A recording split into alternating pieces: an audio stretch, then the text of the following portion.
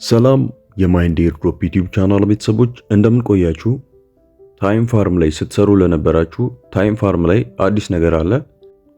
የታይም ፋርም የሊስቲንግ ዴትን በማስመልከት የተለያዩ ኤክስቼንጆችን ኮሚኒቲው መምረጥ እንዲችል በታይም ፋርም ኮሚኒቲ ቻናል ላይ የራሱን ፖስት ለቋል።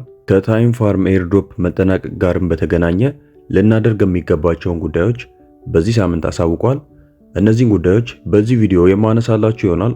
ለዚህ ቻናል አዲስ የሆናችሁ ሰዎች ይህንን ቻናል ሰብስክራይብ በማድረግ ይህንን ቪዲዮ ከኛ ጋር እንድትጀምሩ እንላለን። እንደሚታወቀው የታይም ፋርም ከ6 ወር በላይ ማይን ሲደረግ የቆየ ኤርድሮፕ ነው።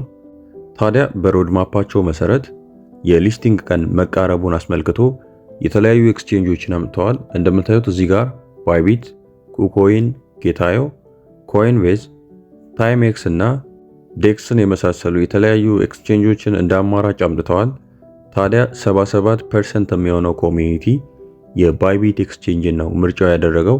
ከዚህ አንጻር የታይም ፋርም ቶክን ሊስት ሊደረግ የሚችልበት የመጀመሪያው ኤክስቼንጅ ባይቢት ይሆናል ማለት ነው። ምክንያቱም ይህንን ሬቲንግ ለኮሚኒቲው ያመጡት የኮሚኒቲው ምርጫ ምን እንደሆነ ለማወቅ ነው።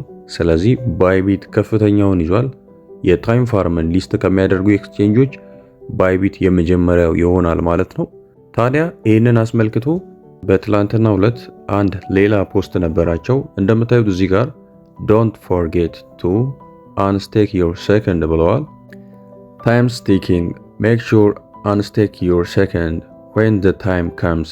እንደምታዩት እዚህ ጋር ያለው ፖስት እያብራራ ያለው ጊዜው እንዳበቃና ስቴክ ያደረግነውን ቶክን አንስቴክ ማድረግ እንድንችል ነው እያሳወቁ ያሉት።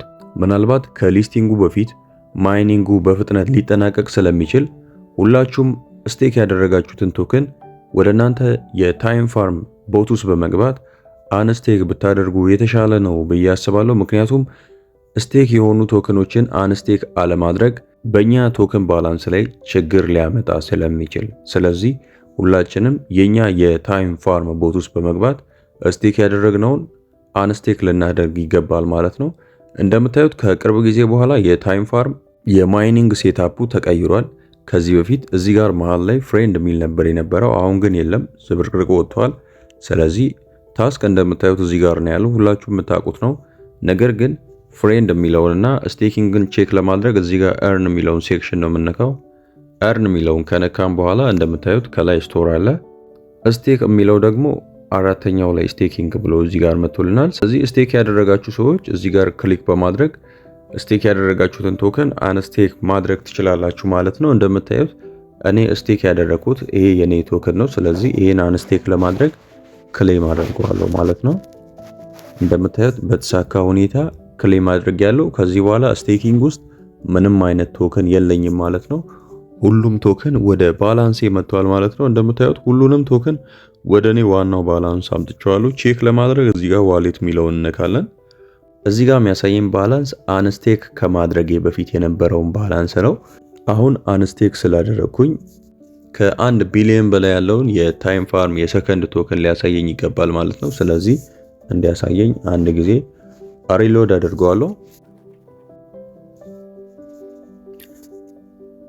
እንደምታዩት ሪሎድ ካደረግኩኝ በኋላ በተሳካ ሁኔታ ዋሌቴ ላይ የኔን ባላንስ አሳይቶኛል ማለት ነው። እንደምታዩት እዚህ ጋር ዊዝድሮዋል ኦፕሽን አለ። የዊዝድሮዋል ኦፕሽን የሚለውን ስትነኩት ዊዝድሮ ሱን ይላል። በቅርብ እንደሚሆን እያሳዩ ይገኛል።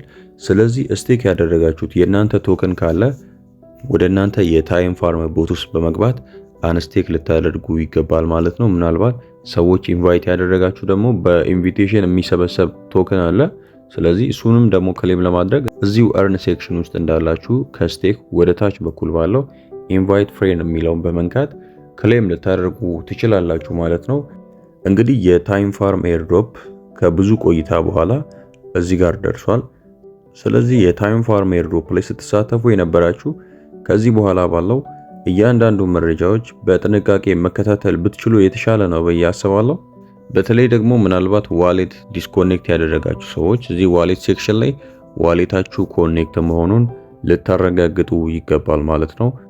ምናልባት የፖይንት እጥረት ያለባችሁ ወይንም ያላችሁ የታይም ፋርም ቶክን ጥቂት የሆነባችሁ ሰዎች ፖይንታችሁን ለመብዛት እዚህ ታክስ ሴክሽን ውስጥ በመግባት የተለያዩ ታስኮችን መስራት ትችላላችሁ ማለት ነው። እንደምታዩት ብዙ ታስኮች አሉ።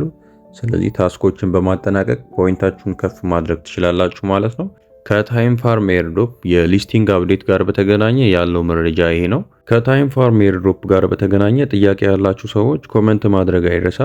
ይህ ቪዲዮ የተመቻችሁና ለዚህ ቻናል አዲስ የሆናችሁ ሰዎች ደግሞ ላይክ እና ሰብስክራይብ ማድረግ አይረሳ።